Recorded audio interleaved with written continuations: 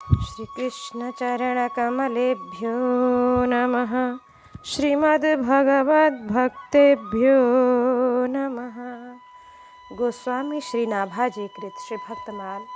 हम चतुर्थ खंड के भक्तों का चरित्र श्रवण कर रहे हैं। आज कल हमने श्री कुबाजी का चरित्र श्रवण किया था, जो शेष रह गया चरित्र है। आज उसका सेवन करेंगे, उसका श्रवण करेंगे।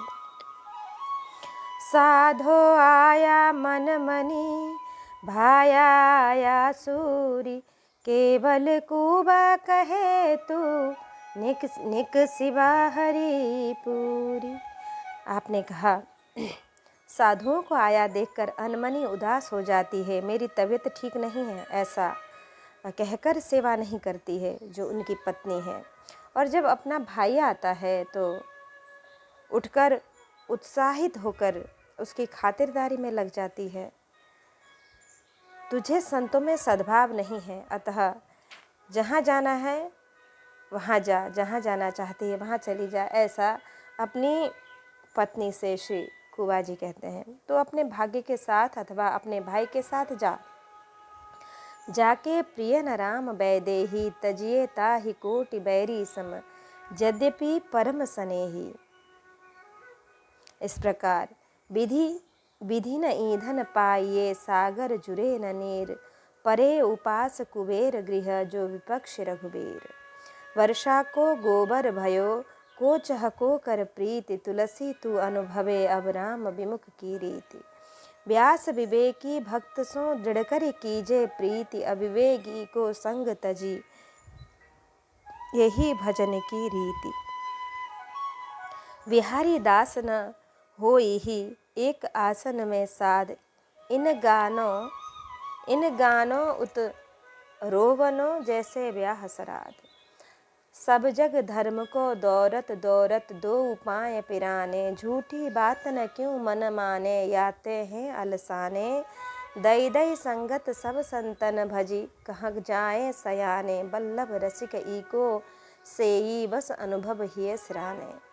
कि कदाचित विमुख कि मूर्ख या दुष्ट संग बन जाए तो बोध होने पर उसका त्याग करना ही उत्तम है। इस पर एक दृष्टांत है श्री भर्तृहरि जी का, कि किसी ब्राह्मण ने तप करके अमृत फल प्राप्त किया। उसने उसे राजा भर्तृहरि को दिया कि अमर होकर धर्म की रक्षा और प्रजा का पालन करेगा। राजा अपनी रानी में आसक्त था, अतः उसे स्वयं न खाकर अपनी रानी को दे दिया। रानी किसी कोतवाल से में आसक्त थी, अतः उसने अमृत फल को कोतवाल को दे दिया। कोतवाल किसी वेश्या से प्रेम करता था, अतः उसने वह फल वेश्या को दे दिया। वेश्या ने सोचा कि मेरा अमरत्व भी धिक्कार के योग्य होगा, अतः उसने राजा भर्तृहरि को अमृत फल दे दिया। राजा ने पता लगाया तो उसे मालूम पड़ गया कि यह फल कहाँ कहाँ से होकर मेरे पास आया। तब उसने यह श्लोक पढ़ा, यम चिंतयामि सततं, मयिसा विरक्ता, साप्यन्यमिच्छति जनं, सजनोन्य सक्तः। अस्मत्कृते च परितुष्यति काचि धन्या, धिक्तांच तंच मदनंच इमांच मांच। मैं दिन रात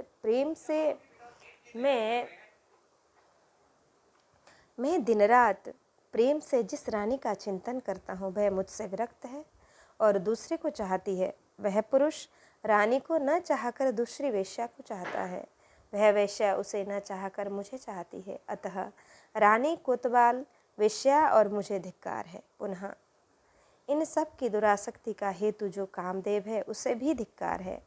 ऐसा विचार कर राजा ने अमृत फल खा लिया और रानी के साथ राज्य का भी परित्याग करके वह विरक्त बन गया। श्री हरिराम व्यास जी ने संत सेवा में किंचित चूक से स्त्री को त्याग दिया। दंड में गहने बिकवाकर पुनः उसे संत सेवा में लिया। श्री तुकाराम जी की स्त्री बड़े खरे स्वभाव की, परंतु सती साध्वी पतिव्रता थीं। तुकाराम जी से लड़ लेती पर किसी संत को कुछ न कहती। तुकाराम जी गांव से बाहर वन में भजन करते। उन्हें भोजन देने तुकाराम की स्त्री गई। उसके पैर में कांटा लग गया तो उसे बड़ा कष्ट हुआ। भगवान बालक का रूप धारण करके आए और उन्होंने कांटा निकाला।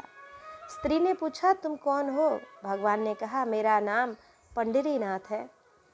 भगवान ने दर्शन दिया तो पत्थर लेकर मारने दौड़ी कि तुमने मेरे पति को पागल बना दिया है।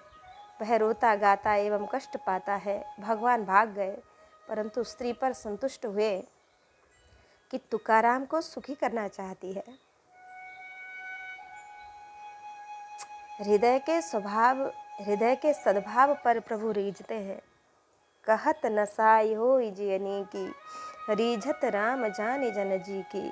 उक्त भक्तों ने स्त्री को नहीं त्यागा क्योंकि वे विमुख न थी। विमुख मुख न दिखाई पड़ने का वरदान मांगते हैं कि पूरी को सत्संग पाकर भी भक्ति नहीं मिली, विमुखता दूर न हुई।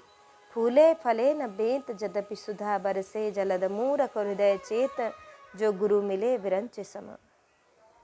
कि पूरी के चले जाने के बाद जान राय श्री रामचंद्र की सेवा पूजा एवं कोठार भंडार का सब कार्य कुबाजी ने साधुओं को सौंप दिया। साधु के निसंकोच आने जाने और रहने लगे। साधु भी निसंकोच वहाँ आने जाने और ठहरने लगे। इससे कुबाजी को बड़ा सुख मिला। मति अति अकुलाई है। परिवार जीवित रहने का उपाय न देखकर पुरी को पूर्व की स्मृति आई और लोग मुझे भक्त पत्नी होने का कारण भक्ता एवं गुरु पत्नी होने के कारण गुरु माता कहते थे, पर मेरे दुर्भाग्य ने ये दिन दिखा दिए। अतः मति अकुलाई। सभी अकाल पीड़ित श्री कुबाजी के यहाँ प्रसाद पाकर जी रहे हैं। यह सुनकर वह भी झीथड़ा पहुँची। नाना विधि पाक होत संत आवे जैसे सोत, सुख अधिकाई रीति कैसे जात गाई है। सुनत वचन बाके दिन दुख लीन महा, निपट प्रवीण मन मझ दयाई है। देखी पति मेरो और तेरो पति देखी आही, कैसे के निभाही सके परी कठिनाई है। रहो द्वार झार्यो कर्यो पहुँचो आहार तुम्हें, महिमा निहारे दृग धार ले बहाई है। कि नदी के अखंड प्रवाह की तरह श्री कुबाजी के यहाँ साधु संत निरंतर आते जाते रहते थे। अनेक प्रकार के मिष्ठान्न पकवानों का भोग लगता। संत सेवा प्रसाद पाते उस महान सुख सदा तथा संत सेवा की रीति प्रीति का वर्णन किसी प्रकार से नहीं किया जा सकता है। दुख और दीनता से भरे स्त्री के वचन सुनकर श्री कुबाजी के मन में बड़ी दया आई, क्योंकि ये वैष्णव धर्म का पालन करने में बड़े ही निपुण एवं उदार थे। आपने उससे कहा, तू मेरे पति परमात्मा को देख, जो मेरा तथा सभी जीवों का पालन करता है, और अपने इस पति को देख जो अपनी स्त्री और अपने बच्चों का पेट नहीं भर पा रहा है, महान संकट में पड़ गया है। अब तुम सब यहीं बाहर द्वार पर पड़े रहो और द्वार के सामने झाड़ू लगा दिया करो, तुम सबको भगवान का प्रसाद पाने को मिल जाया करेगा। कुबाजी की महिमा और दया को देखकर वह रोने लग गई। नाना विधि पाक होत, जैसे नित्य नए नए संत आते वैसे नित्य नए नए पकवान भोग लगते। ज्यों ज्यों प्रसाद पाने वालों की संख्या बढ़ती त्यों त्यों रिद्धि सिद्धि बढ़ जाती। जहाँ वृक्ष अधिक होते हैं वहाँ वर्षा भी अधिक होती है। इसी सिद्धांत से जहाँ प्रसाद पाने वाले अधिक होते हैं वहाँ भोग सामग्री अपने आप अधिक आती है। सुख अधिक आई, अर्थात अखंड कथा कीर्तन एवं सामायिक उत्सव बड़ी धूमधाम से मनाए जाते। नित्य आनंद ही आनंद। सदा दीपावली संत घर। नकली पति के द्वार पर आई, भूख के कारण बोल नहीं पाती थी। किसी ने कुबाजी से कहा, तो आपने बाहर जाकर सबकी हालत देखी। पूरी के अति दीन वचन सुनकर इन्हें दया आई। लागे दया कोमल चित संता, पुनः साधवो दीन वत्सलः। साधु के 10 लक्षण होते हैं। अक्रोध वैराग्य जितेंद्रियत्वम, दया क्षमा सर्वजन प्रियत्वम, निर्लोभ दाता भय निर्मलत्वम, सदा सताम ही चिन्हम दशलक्षणाख्यम। क्रोध न होना, वैराग्य, जितेंद्रिय, क्षमा, दया, सभी में प्यार, लोभ न होना, दान देना, निर्भय रहना और निर्मलता के ये सब 10 लक्षण संतों के होते हैं। इनमें दया प्रधान है। श्री कुबाजी निपट प्रवीण थे, अर्थात लोक व्यवहार और परमार्थ दोनों में अत्यंत चतुर थे।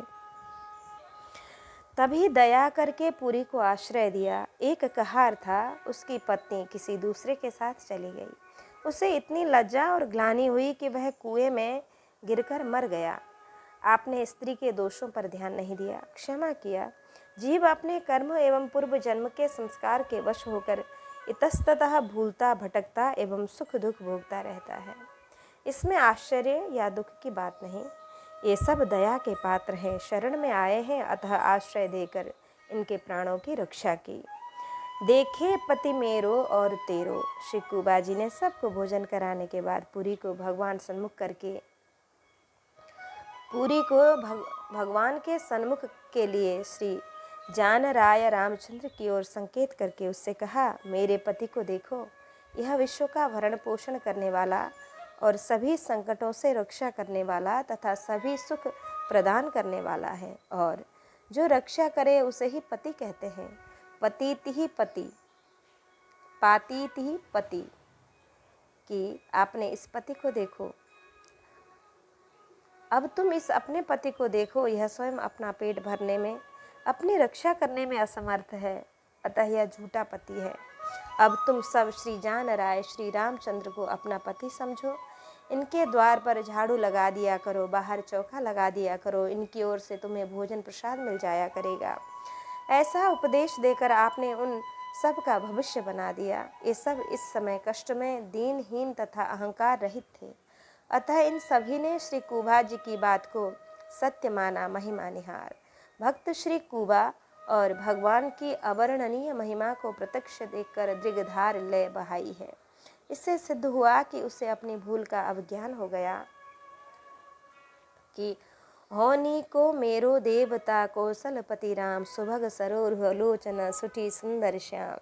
सिय समेत सोहत सदा छवि अमित अनंग, भुज बिलास सर धनु धरे कटी चारो निशंग। बलि पूजा चाहत नहीं, चाहत एक प्रीति, सुमिरत ही माने भलो पावन सबकी रीति।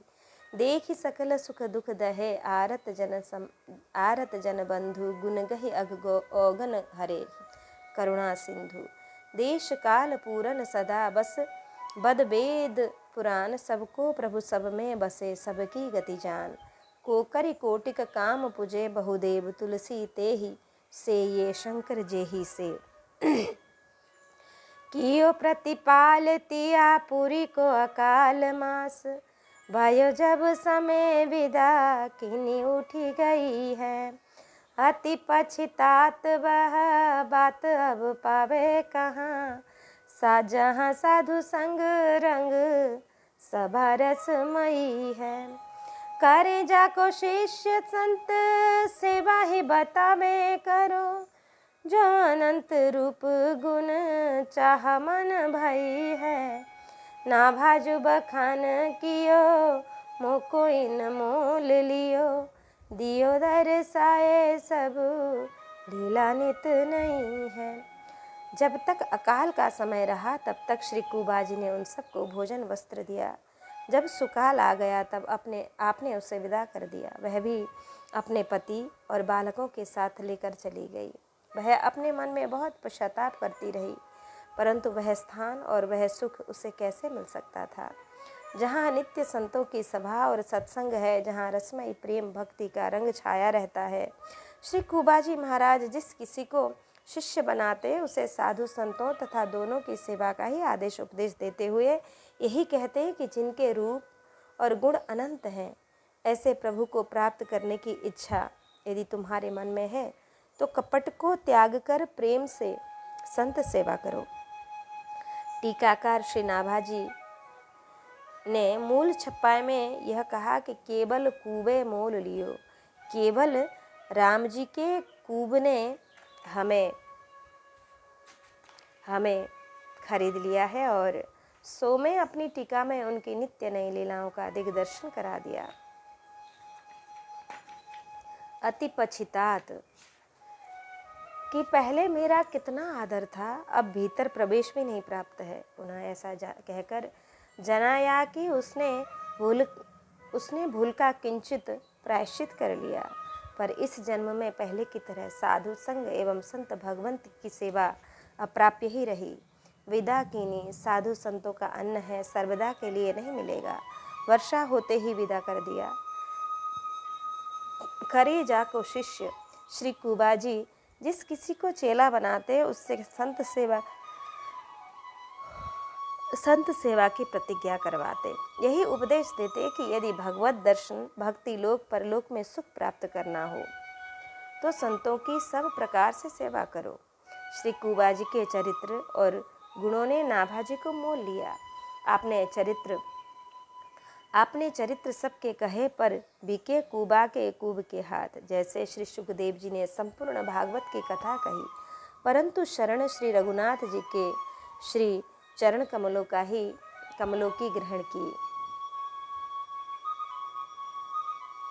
श्री सुखदेव जी ने संपूर्ण भागवत की कथा कही, परंतु शरण श्री कृष्णचंद्र की चरण कमलों की ही की। कि भक्त दाम गुण चित्रणी में निम्नलिखित कुछ चरित्र विशेष हैं। कुबा जी की स्त्री पूरी ने संतों के लिए खिचड़ी बनाई और अपने भाई के लिए खीर। उसे जल के लिए भेजकर खीर संतों को परोसी। यद्यपि खीर थोड़ी थी, पर कुबा जी ने उसे बढ़ा दिया, जिससे सभी संत तृप्त हो गए। यद्यपि अल्प तमसी अरुभाता, भक्त भाव करि वृद्धि पुराता। पंगत के समय पूरी ने आकर क्रोध किया और कहा, जो खावे तो खावे गाई, संतन सो असरिस कल पाई। अर्थात उसने शपथ दिलाया कि जो खीर खाए वह गोमांस खाए। पर इस पर संतों ने भोजन करना बंद किया और पूछा। तब कुबाजी ने उत्तर दिया कि यह कहती है कि हरि को गाय के खावो, कि हरि सुमिरन बिन असमति पावो। भगवान नाम को गा गा के आप लोग प्रसाद पाएं, ऐसा मौन होकर नहीं। तब सभी संत श्री हरिनारायण गोविंदे राम कृष्ण गोविंद आदि नामों का कीर्तन करने लगे। भाई के अपमान से व्यथित रोती हुई पुरी को देखकर पुनः संतों ने पूछा, मैया क्यों रोती है? श्री कुबाजी ने कहा, इसकी मैया मर गई है, भैया लिवाने आया है, उसी से रोती है। स्त्री के चले जाने पर संतों के आगमन और उनकी सेवा में वृद्धि हो गई, पर संतों की सेवा के लिए सेवकों की कमी थी। अतः कुबाजी को अधिक श्रम करना पड़ता था। तब अपने भक्तों की सेवा करने के लिए त्रिभुवन के स्वामी श्री रामचंद्र श्री जानकी जी के सहित वैरागी वेश बनाकर आए और श्री कुबाजी से बोले, समय दुकाल अवार गुसाई, दिन 10 रही हूँ तुम्हारी छाई, देव सेव हम करें तुम्हारी, करी भोजन टारहिं यहुबारी। यह सुनकर श्री कुबाजी ने कहा, अहो भाग बड़ मम गृह आए, तब सो रमा राम गृह रहिया। निज भक्तन की टहल निवहिया। दंपति श्री रमा राम जी वैरागी वेशभूषा बनाकर सेवा करने लगे। सेवा का विस्तार, संतों की प्रसन्नता और श्री कुबाजी की कीर्ति को बढ़ाते हुए इन्हें 1 वर्ष हो गया। एक दिन 30 संतों की जमात आई। कुबाजी ने श्री जी से पूछा कि आज संतों के लिए क्या बनाया है? उन्होंने कहा, खिचड़ी। यह सुनकर आपने कहा कि हम तो आज संतों को भात और हलवा आदि उत्तम पदार्थ पवाना चाहते थे। श्री जी ने कहा, ठीक है, पंगत की सीताराम बोल दो। संत बैठ गए। रसोई घर में भात हलवा आदि पदार्थों को देखकर आश्चर्यचकित श्री कुबाजी ने कहा, माता जी यह क्या? खिचड़ी के स्थान पर हलवा भात आदि कैसे हो गया? श्री जी ने कहा, यह सब जान राय रामचंद्र की लीला समझो। मिट्टी के सकोरे 20 ही थे, संत 30 थे। कुबाजी ने कहा, अब क्या करूं? श्री जी ने सोने के शराब लाकर दे दिए। यह देखकर श्री कुबाजी को बड़ा आश्चर्य हुआ। जब संत प्रसाद पाकर चले गए, तब इन्होंने श्री चरणों में मस्तक रखकर प्रार्थना की और कहा, कृपा कर अपना परिचय दें। तब श्री सीताराम जी ने प्रकट होकर निज रूप से दर्शन दिया और कहा कि तुम मेरे प्यारे भक्तों की प्रेम से सेवा करते हो। भक्तों से विमुख स्त्री का तुमने परित्याग किया। इस पर रीझ कर हम 1 वर्ष तक यहाँ रहे और हमने स्वयं संत सेवा की, क्योंकि हमें संत प्रिय है और संत सेवा प्रिय है। ऐसा कहकर दंपति प्रभु अंतर्ध्यान हो गए।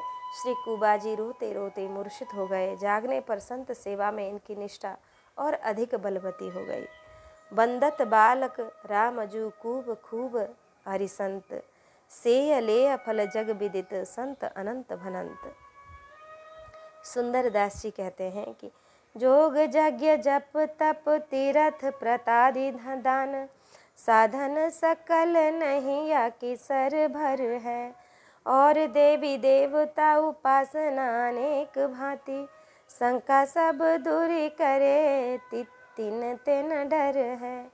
सबही के शीश पर पाव दे मुकुट होई, सुंदर कहत सो तो जन्म में न मर है। मन बच काय करी अंतर न राखे कछु, संतनी की सेवा करे सोई निस्तर है। स्वयं श्री सीताराम जी ने अपने भक्त संतों की सेवा की। इससे श्री कुबा जी ने अपने शिष्य सेवकों को संत सेवा का ही उपदेश दिया।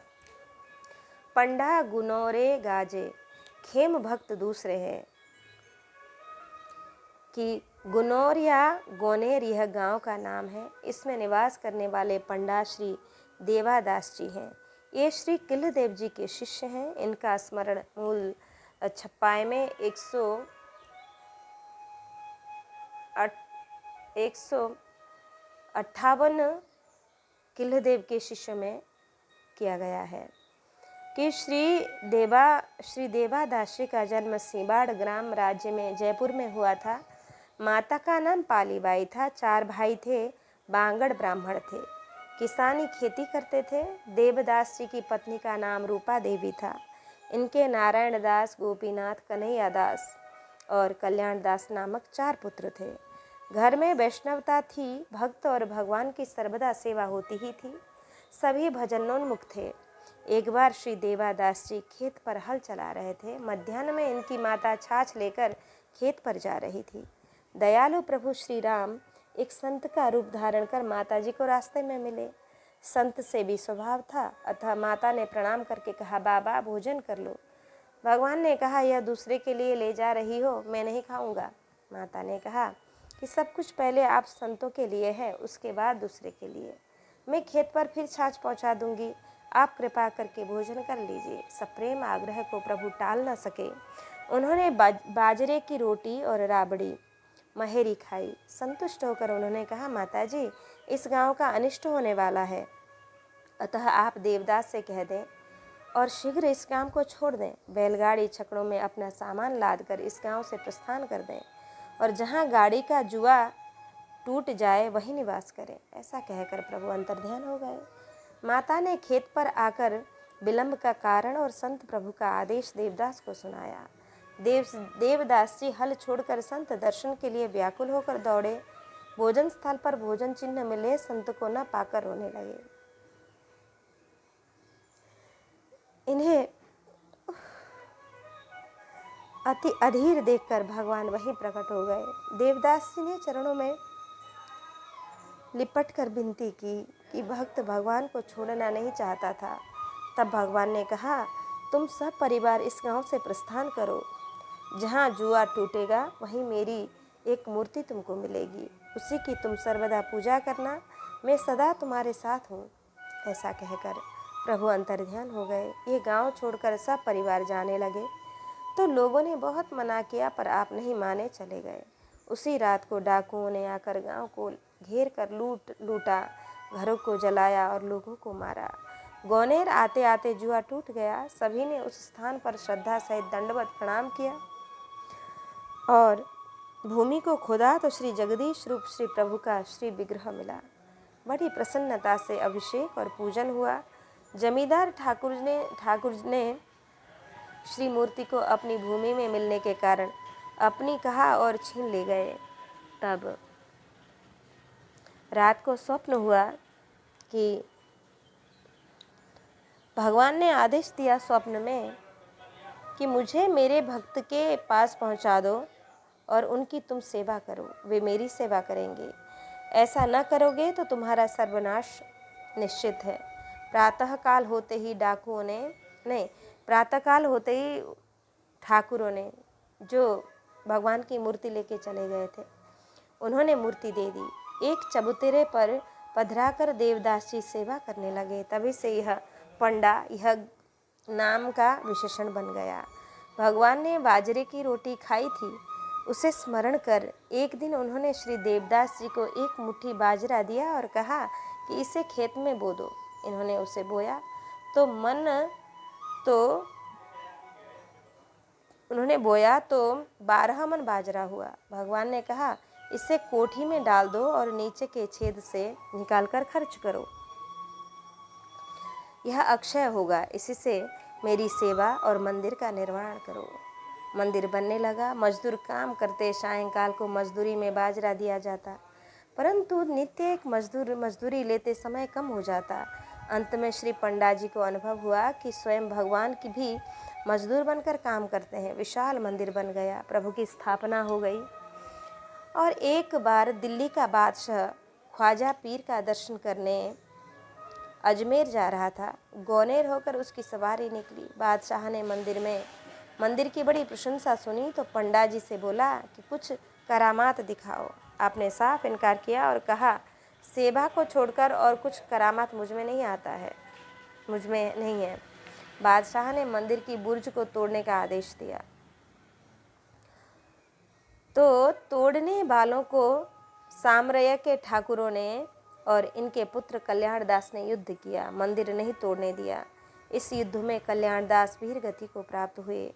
बादशाह स्वयं मंदिर में आया तो उसको वहीं ख्वाजा पीर और मक्का मदीना के दर्शन हुए। बड़ी देर तक बादशाह बेसुध रहा। अंत में सावधान होकर उसने क्षमा प्रार्थना की और 870 बीघा जमीन का पट्टा श्री ठाकुर जी को दे दिया।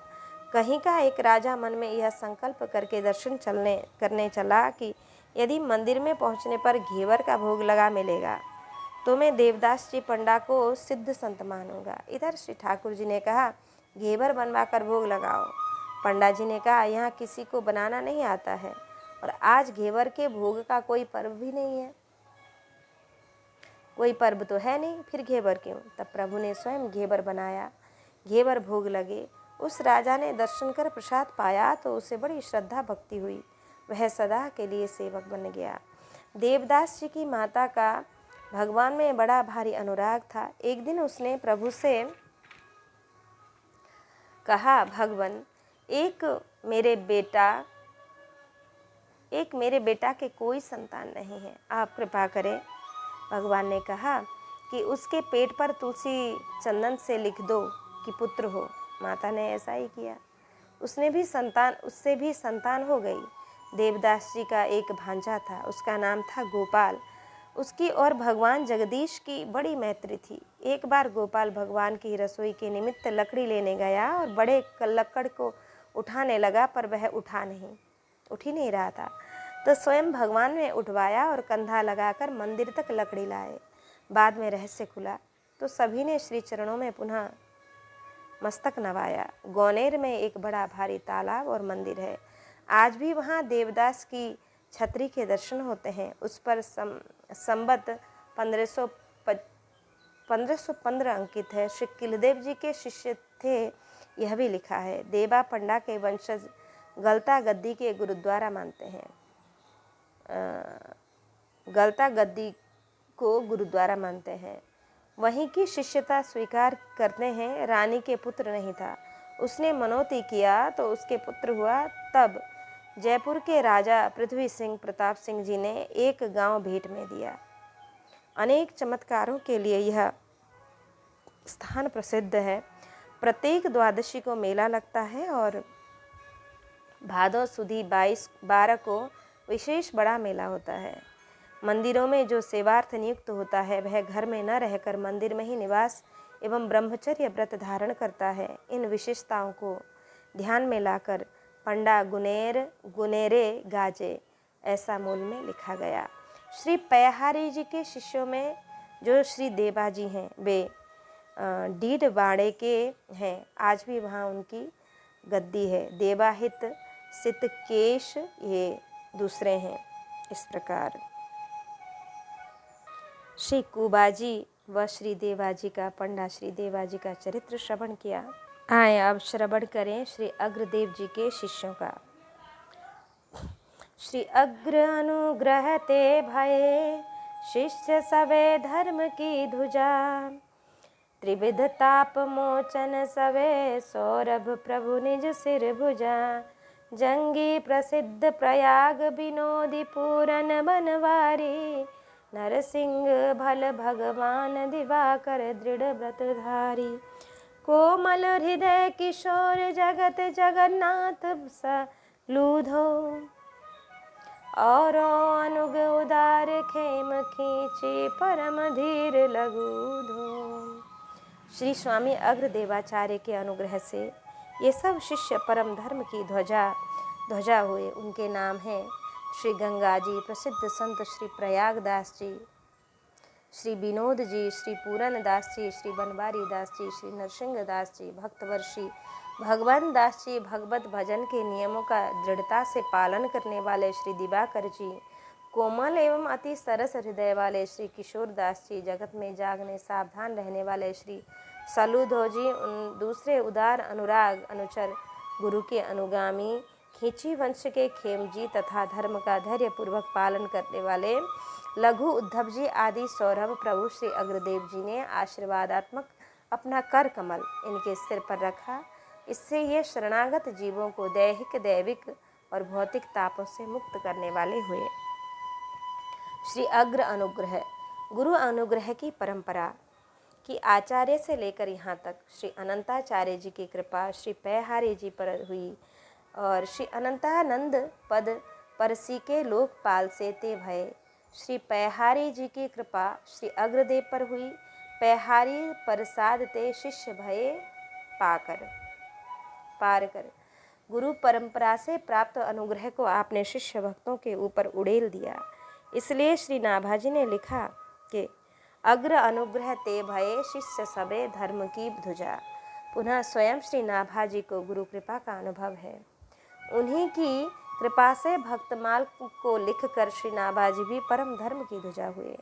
श्री राम जी के चरणों में ध्वजा का चिन्ह, इस सभी को श्री राम चरणों में निवास प्राप्त हुआ फहराती हुई ध्वजा दूर से दिखाई देती है। ये सभी सिद्ध संत ऊंचे उठे, दूर के लोग भी इन्हें देखने तथा दर्शन के लिए अर्थात अति प्रसिद्ध हुए। पुनः ध्वजा सो विशेष जानो अभय को विश्वास है, अर्थात ये अभय दान देने वाले थे।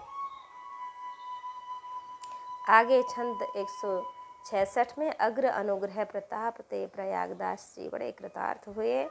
श्री अगर सुगुरु प्रताप ते पूरी परी प्रयाग की।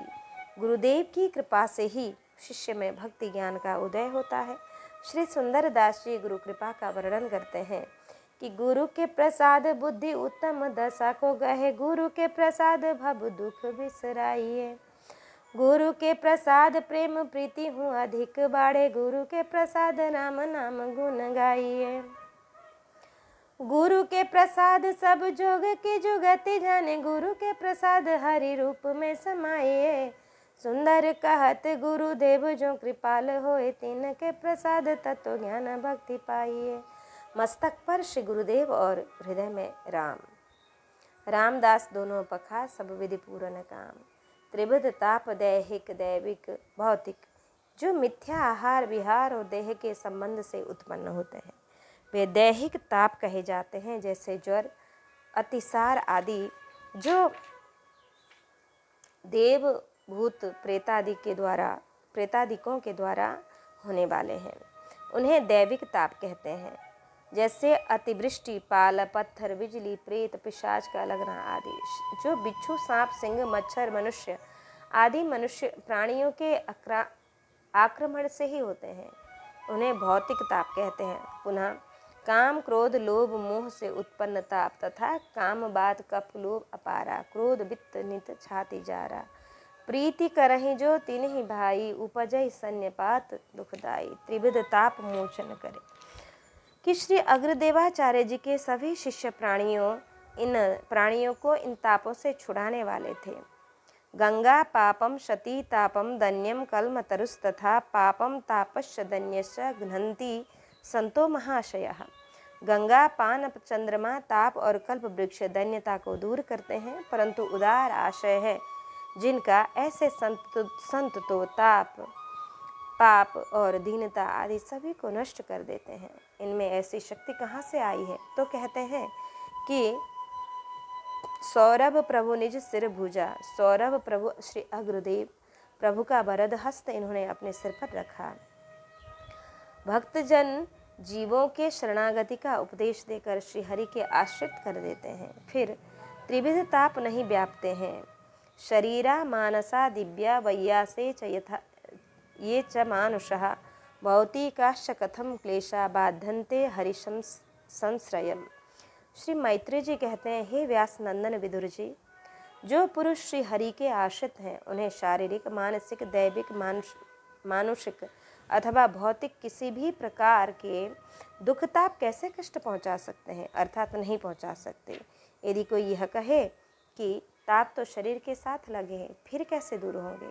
तो उसका यही समाधान है कि सत्संग से आत्मा परमात्मा ज्ञान और भक्ति की प्रीति हो जाने पर अहंकार से हीन को दुख व्याप्त नहीं होते हैं।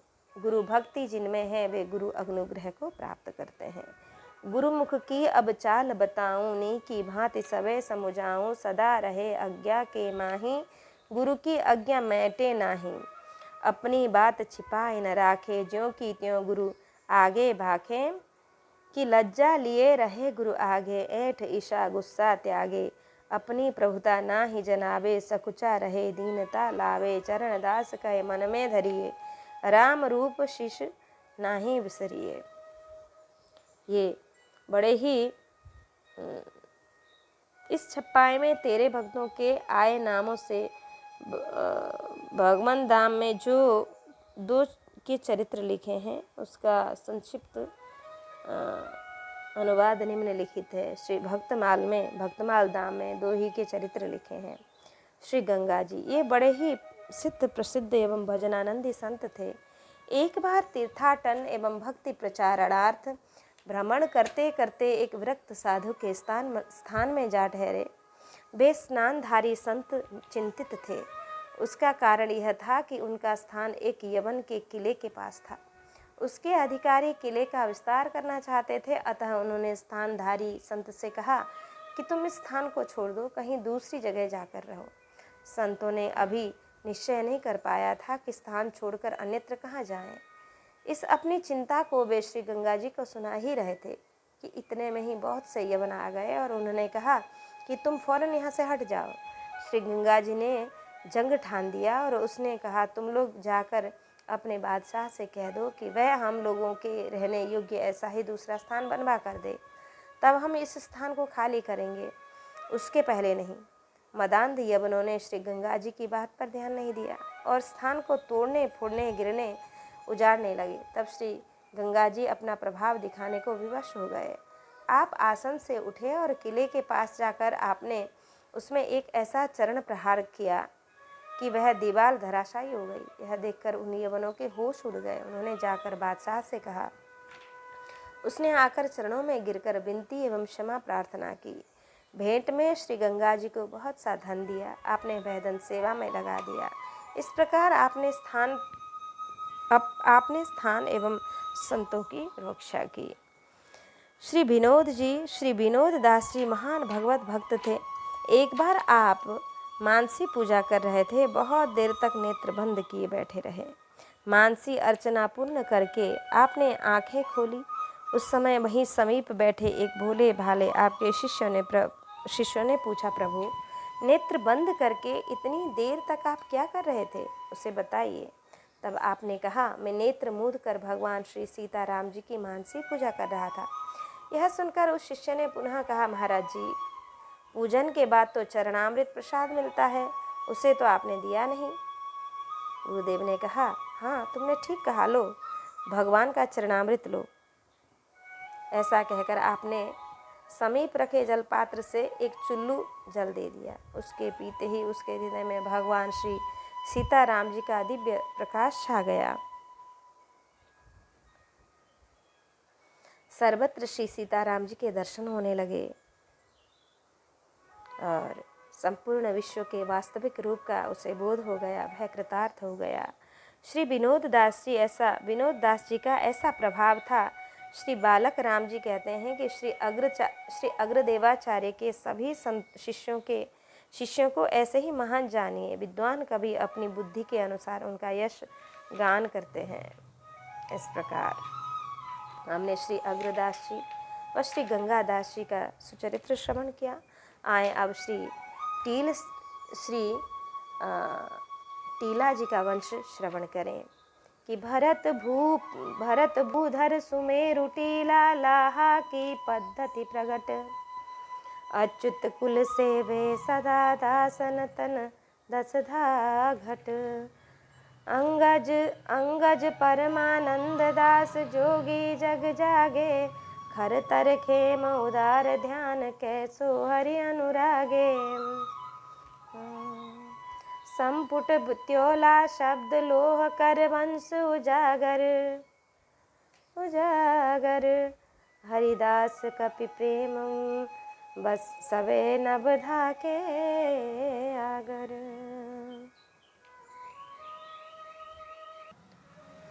भावार्थ। संसार में भरत खंडी रूपी सुमेरु पर्वत के शिखर के समान श्री टीला जी एवं उनके विरक्त शिष्य श्री लाहा जी की परंपरा बहुत प्रसिद्ध हुई। श्री टीला जी के पुत्र शिष्य श्री परमानंद दास जी ये जगत में जागते सावधान रहते हुए भजन परायण रहे। अति तीव्र है वैराग्य और विवेक जिनका, ऐसे श्री खेम जी उदार मन वाले श्री ध्यानदास, जोगीदास, केशवदास सभी हरिभक्तों के अनुरागी, स्पष्ट वाणी वाले श्री त्योला जी लोहार वंश में प्रसिद्ध थे। श्री हरिदास जी का श्री हनुमान जी में परम प्रेम था। श्री टीला जी की परंपरा के सभी गृहस्थ विरक्त संत नवधा भक्ति की उपासना में प्रवीण और वैष्णवों की सेवा करने वाले, वैष्णवों में प्रेमा भक्ति करने वाले हुए। भारत खंड भूधर सुमेरु, विश्व ब्रह्मांड में कर्म भूमि होने से भारतवर्ष श्रेष्ठ है। सुमेरु पर्वतों का राजा है। पुराणों के अनुसार यह जम्बू द्वीप के इलाव्रत खंड में स्थित है। इसका शिरोभाग 128,000 कोस मूल देश की 66,000 और मध्य 40 कोस है। इसके शिखरों पर 21 स्वर्ग हैं। यहाँ देवताओं का निवास है। यह सोने का है और सूर्य आदि ग्रह इसकी प्रदक्षिणा किया करते हैं। जैसे भारतवंश एवं सुमेरु श्रेष्ठ, पवित्र और प्रसिद्ध है, उसी प्रकार पैहारी जी श्री कृष्णदास जी महाराज के कृपा पात्र श्री साकेत निवास आचार्य उपनाम श्री टीला जी परम महान हुए। जैसे सुमेरु सर्वश्रेष्ठ धातु स्वर्णमय है, उसी प्रकार आप सर्वोत्तम ज्ञान भक्तिमय थे। जैसे सुमेरु पर देवताओं का निवास है, उसी प्रकार आप में अनंत दिव्य गुणों का निवास था। जैसे सूर्यादि इसकी प्रदक्षिणा करते हैं, उसी प्रकार ये सदा भगवत भक्तों से घिरे रहते थे। सुमेरु ऊंचाइयों में प्रसिद्ध है, तो आप भी टीला अर्थात ऊंचे विशिष्ट सिद्ध संत थे। मूल छप्पाय पैहारी प्रसाद थे कि 39 की व्याख्या में आप विशेष चरित्र द्वितीय खंड पृष्ठ 149 में लिखा जा चुका है। जोगी जग जागे, जैसे सूर्य के न रहने से रात होती है, उसी प्रकार ज्ञान रूपी सूर्य के न रहने पर मोह रात्रि होती है। रात को सोते एवं स्वप्न देखते हैं, उसी प्रकार मोह रात्रि में सब सोते हैं और जागृत रूप अनेक प्रकार के स्वप्न देख रहे हैं। स्वप्न देखने वाले अपने को जागता मानते हैं, पर वह सच्चा जागना नहीं है। मैं और मेरा तेरा यही स्वप्न है। सपने होई भिखार रिप रंक नाक पति होए, जागे हानि न लाभ कछु तिमि प्रपंच जिय जोए। मोह निशा सब सोब निहारा, देखिए सपन अनेक प्रकारा, यही जग जामिहि जागहि जोगी। परमाद रथि प्रपंच वियोगी, जानिय तबहि जीव जग जागा। जग सब विषय विलास विरागा। संसार रूपी रात्रि में योगी लोग जो परमार्थी हैं और संसार के प्रपंच से अलग हैं, वे जागते हैं। जब शब्द स्पर्श रूप रस गंध इन सब विषयों के विलास अर्थात सुख से वैराग्य हो जाए, तब जानना चाहिए कि इस जगत रूपी रात्रि से जीव जग गया है। राम ब्रह्म परमार्थ रूपा यह जान लेने पर ज्ञान वैराग्य भक्ति के दृढ़ होने पर जीव जागता है। परमानंद दास परमार्थ के ज्ञाता और श्री राम जी के कृपा पात्र थे, अतः जागते थे। तेहि निशि सकल जीव सुते, तब कृपा पात्र जन जागे। पुनः श्री रामानंद दास जी गृहस्थाश्रम में रहते हुए और योगी और सन्यासी थे और जगत में जागते थे। अनाश्रितः कर्म फलम कार्यम कर्म करोति ह, सन्यासी च योगी च न निराग्निर्न न चक्रियः। या निशा सर्वभूतानां तस्या जागर्ति संयमी, यस्या जागृति भूतानि सा निशा पश्यतो मुने। भगवान श्री कृष्ण ने कहा, हे अर्जुन, जो पुरुष कर्म के फल को न चाहता हुआ करने योग्य कर्म करता है वह सन्यासी और योगी है। केवल अग्नि को और कर्मों को त्यागने वाला ही सन्यासी योगी नहीं है। सभी प्राणियों के लिए जो रात्रि है उस शुद्ध बोध स्वरूप प्रेम परमानंद में भगवत को प्राप्त हुआ योगी पुरुष जागता है। और जिस नाशवान क्षणभंगुर सांसारिक सुखों में सब प्राणी जागते हैं, तत्व को जानने वाले मुनि के लिए यह रात्रि है। जैसे उल्लू आदि रजनीचरों के लिए दूसरों का दान भी रात है, दूसरों का दिन भी रात है, वैसे ही निशाचर स्थानी जो अज्ञानी मनुष्य, उनके लिए अज्ञात होने के कारण परमार्थ तत्व ज्ञान भक्ति भाव रात है। संत लोगों को संसार के विषयों से प्रयोजन नहीं, अतः उनकी वही रात है। तात्पर्य, श्री परमानंद दास जी संत भगवंत सेवा उपकार में लगे रहते थे। संसार की ओर उनका ध्यान आकृष्ट नहीं होता था। अच्युत कुल सेवे श्री टीला जी की परंपरा में सभी साधु सेवा करते थे। साधु न आय पाहुने, नयो न तिनको शीस, नव्यो न तिनको शीस, चंदन न धोए, प्रीति सो बूढ़े विश्व बीस। साधुन की सेवा करी हित करी पूजे, पाय सफल जन्म ताने कियो, जन्म को दियो गवाए, पाप गए ता गे हसू, जह आए हरिदास, राम रूप मंगल भये, हरि मिलवे की आस। भक्ति रसामृत सिंधु में लिखा है कि भगवान की भक्ति के जितने अंग हैं, प्रायः उतने ही अंग भक्तों के भक्ति के भी विद्वान लोग मानते हैं। श्री टीला जी की गृहस्थ एवं विरक्त दोनों परंपराएं हैं। दोनों में महान सिद्ध संत हुए। इस छप्पाय में उन्हीं सबका स्मरण किया गया है। श्री टीला जी का जन्म खाटू खंडेला के पास कालूड़ा गांव में हुआ। ये परम प्रतिष्ठित एवं प्रसिद्ध जोशी गोत्रीय ब्राह्मण थे। इनके पुत्र श्री परमानंद दास जी का जन्म भी वहीं हुआ। उनकी एक पुत्री भी थी जिसका नाम लाडाबाई था। उसके पतिदेव श्री खेमजी भी महान भक्त थे। इनका नाम भी इस छपाई में लिखा गया है कि दोनों ही सिद्ध भक्त थे। इस दंपति ने चक्र तीर्थ गांव में रहकर भजन एवं भक्ति प्रचार किया। श्री टीला जी की भक्ति के अतुल प्रभाव से उनके पुत्र श्री परमानंद दास जी एवं उनके 4 पुत्र जोगीदास, हरिदास, ध्यानदास, केशवदास जी ये बड़े संत सेवी एवं भगवत प्रेमी हुए। मनोहरपुरा के राव लूड़करण जी ने श्री टीला जी की भक्ति एवं संत सेवा से प्रभावित होकर विषम संवत 1602 में इनको 400 बीघा भूमि भेंट की, जिसके पट्टे एवं सनदे खोरी में अब भी सुरक्षित हैं। श्री टीला जी के पौत्र श्री केशवदास जी का जन्म यहीं खोरी में हुआ था। इनके पिता यहीं आ गए थे और खोरी गांव जयपुर राज्य में शाहपुरा के पास है। यहीं पर श्री परमानंद जी की छत्री है। भावुक भक्त यहाँ पहुंचकर दर्शन प्रणाम करके अपने को कृतकृत्य मानते हैं। श्री जोगीदास जी ने खेलना गांव में अपना एक मंदिर बनवाया। उनके चमत्कारों से प्रभावित होकर बादशाह ने इन्हें जागीर दी। मंदिर में अब तक श्री जोगीदास जी के वंशज पुजारी हैं। श्री टीला जी के विरक्त शिष्य श्री लाहा जी थे। ये खाती बड़ाई जाति के पवित्र करने के लिए उनमें अवतीर्ण हुए थे। अरण्य ग्राम में स्थित श्री टीला जी की गद्दी पर इनके विरक्त शिष्य श्री टीला जी लाहा जी विराजे और इन्होंने बड़े सद्भाव पूर्वक संत सेवा की। इन्हीं की परंपरा के विरक्त संत अब तक मंदिर में सेवा पूजा करते हैं। अरनिया से 3 कोस दूर खोरा गांव में रहकर श्री लाला जी ने भजन किया। यहाँ भी इनकी गुफा, भजन स्थली एवं मंदिर दर्शनीय है। इन्हीं का एक शाखा मंदिर रामपुर में भी है कि श्री टीला जी गो भक्त थे, अतः एक बार स्वयं गोचारण करते हुए वन में ही भजन कर रहे थे। इसी बीच एक महान सिद्ध संत पधारे और बोले कि मुझे दूध पिलाओ।